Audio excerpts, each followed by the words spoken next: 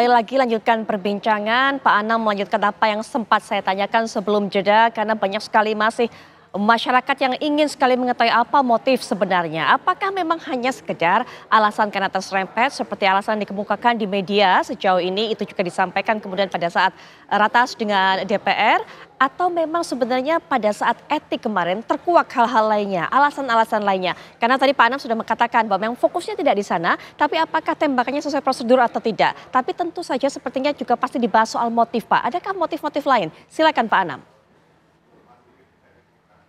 Iya, nggak dibahas soal motif memang, tapi soal begini, saya ceritakan ya. Jadi memang Rofik juga ditanya kenapa melakukan penembakan. Ya, salah satu yang dia utarakan adalah dia merasa mendapatkan ancaman karena dia lihat motor juga sekaligus bawa sajam. Tapi komisi etiknya juga memeriksa, melakukan pendalaman terhadap anak-anak yang di motor itu. Ditanya ini bagaimana, posisinya bagaimana, dan sebagainya. Dan mereka meyakini, plus juga dengan melihat video ini, ya, video yang di Alfamart itu, makanya komisi etiknya meyakini bahwa penembakan dilakukan melanggar prosedur. Apa yang melanggar prosedur? Salah satunya ya soal ancaman itu tidak bisa dijelaskan dengan baik. Ya, kan penggunaan kewenangan, penggunaan kekuatan dengan senjata itu kan salah satunya mengancam dirinya atau mengancam masyarakat. Dan itu kan tidak bisa dijelaskan. Nah, makanya komisi etiknya memutuskan untuk mem-PPDH dia. Nah, itu yang terjadi. Jadi ada pembelaan dari Robik, ada juga keterangan kesaksian dari rekan-rekan anak-anak yang ada dalam video tersebut yang naik sepeda motor, yang selamat dan yang luka. Baik. Dia ceritakan semua. Oke, mengenai pembelaan yang dilakukan atau disampaikan oleh Robik, apakah juga menyampaikan Pak, seperti apa yang kita dengar di awal-awal kasus ini bahwa dikira bahwa gerombolan pemuda atau pemuda yang naik sepeda motor itu merupakan begal. Apakah juga disampaikan pada etik tersebut Pak atau sidang etik kemarin? Saya kira karena prosesnya masih banding ya, biarkan itu menjadi haknya Robik. Tapi proses kemarin semua cerita yang mungkin pernah disampaikan oleh Robik di publik ya, maupun oleh anak-anak yang terlibat situ juga di publik diuji, termasuk dengan CCTV. Nah, saya kira proses cross examination yang mendalam itu, apalagi dengan adanya CCTV udah sangat bagus gitu. Baik, Pak Zainal ada pandangan juga Pak, pendapat mengenai memang haknya Pak dari oknum ini Robik ini untuk mengajukan banding. Tapi dari pihak keluarga mendengar niatan dari Robik ini seperti apa Pak Zainal? Ya, dia banding adalah hak dia, hak teradu.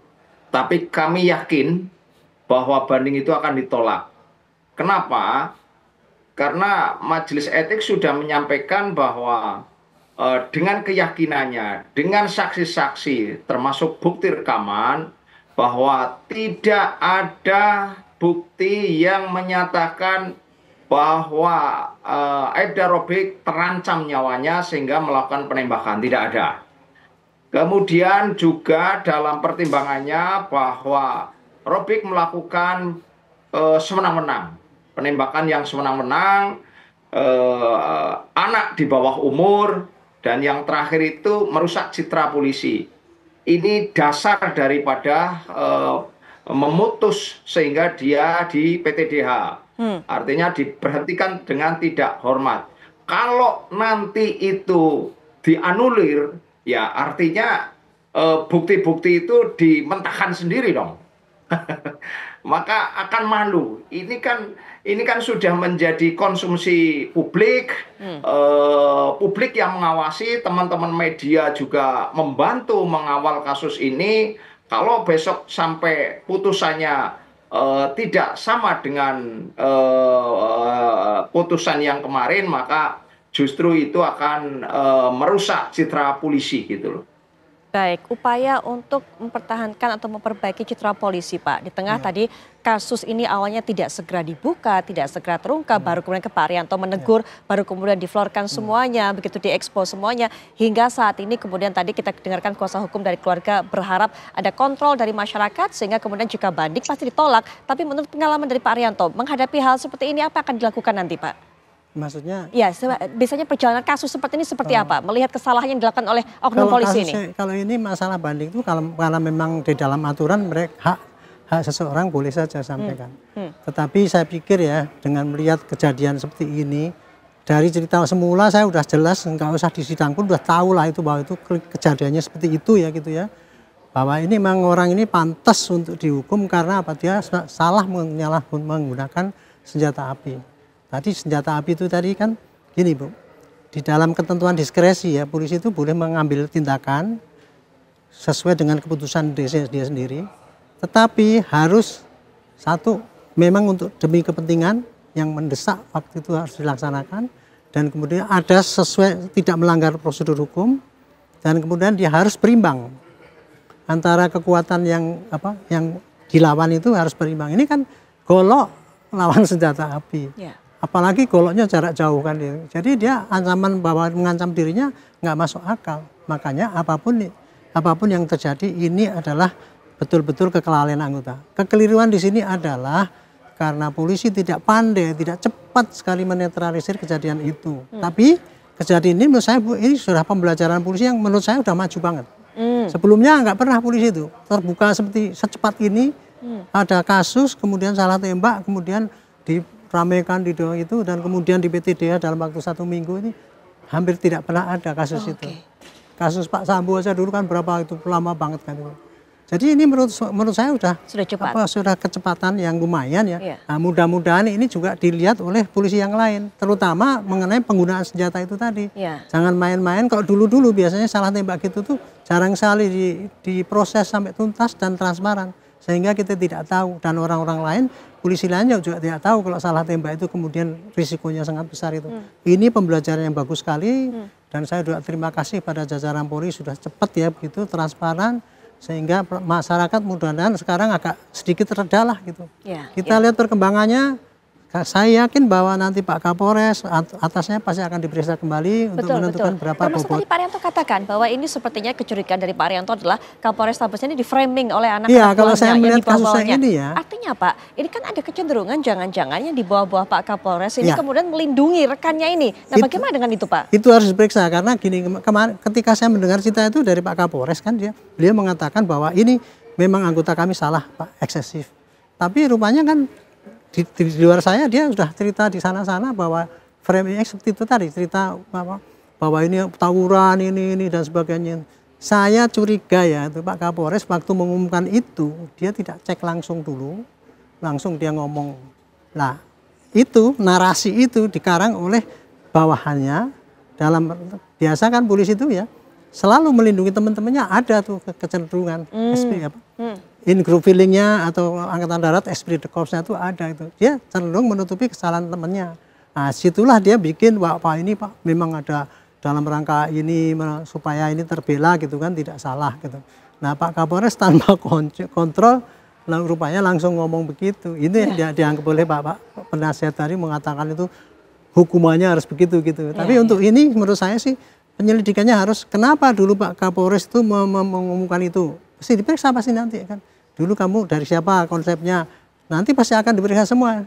Itu sehingga bisa viral kayak gitu tuh. Nah, itulah yang harus diterapkan ya supaya kita bisa tahu seberapa jauh pertanggungjawaban atau kelalaian pimpinan yang di atasnya itu terhadap kekeliruan bawahannya yang menghilangkan nyawa orang dan melanggar HAM gitu. Baik, artinya juga harus dievaluasi Pak, bagaimana pengawasan yang melekat dari atasan ke bawahan belajar dari kasus ini. Kalau pengawasan melekat itu sudah ada Bu, di dalam kode etik itu sudah ada lengkap itu, dan ada juga kesalahan itu kalau bawahan salah atasan juga ikut menanggung akibatnya karena bertanggung jawab, itu sudah ada.